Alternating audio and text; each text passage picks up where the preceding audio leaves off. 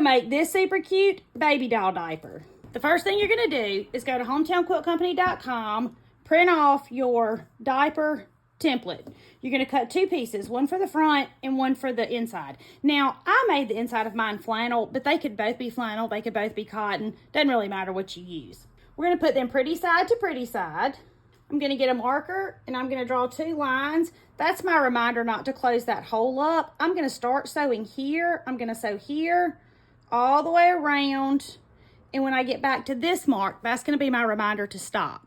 I'm going to sew this with a straight stitch and a 1/4 inch seam. I'm going to get the 1/4 inch seam by following the edge of my fabric with the edge of my presser foot. Do not look at your needle. You're looking at your fabric and your presser foot. And you're going to stitch and back stitch and sew all the way around. Because these diapers have the big piece of Velcro across the front, they fit a whole bunch of sizes, from the teeny tiny babies to the Cabbage Patch dolls. We've put them on all the babies. And I have 3-year-old twins, so we have a lot of babies. I started sewing here, I sewed all the way around, and when I got back to here, that was my reminder to stop. Now I'm going to put my fingers in the hole that I left and push my project right side out. Y'all know the drill. Fingers, chopstick, handy dandy tool. Do not use your scissors. If you use your scissors, you'll poke a hole in your project. You'll be crying because you have a hole in your project. I'll be crying because you didn't listen to me, and then everybody's crying. So let's just don't do it, okay? Turn it right side out, but let's make sure we push out our corners. Taking the time to push the corners out changes the whole look of the project. It makes it look crisp and neat. I'm gonna go iron mine. I want you to go iron yours, and I'll be right back. I'm back. The next thing we're gonna do is take a piece of 1 inch wide by 5 inch long Velcro. We're gonna use the soft side, and we're gonna place it on the short end of our diaper. So we're gonna put it right here across the top of that. Now we're gonna sew our Velcro by going all the way around, and then we're gonna sew an X in the center of it to give it some stability, so when they pull on it, it will not come undone.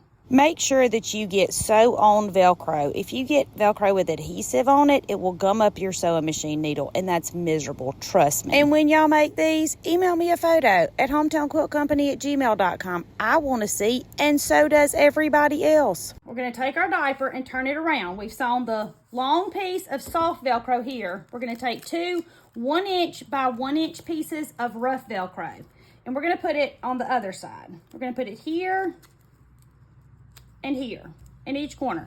We're going to do the same thing. We're going to go around it and sew an X. The X across the center of the Velcro is important because when your little ladies are pulling it off, you want to make sure that the Velcro does not come off of your project. So when you sew all the way around and then you sew an X across the center, it gives it a whole bunch of stability. The last thing I'm going to do as the finishing step is I'm going to go and top stitch all the way around. I would have top stitched this before I did the Velcro, but truthfully, I just forgot. So I got to the end and I was like, oh man, I forgot to top stitch. So here we are, and take the few minutes to do the top stitch. Top stitching is something I didn't do when I first started. I didn't think it was necessary. It was a whole extra step, but I promise it makes your project amazing. That's it. You're finished. Now your little lovey can go put her diaper on her baby.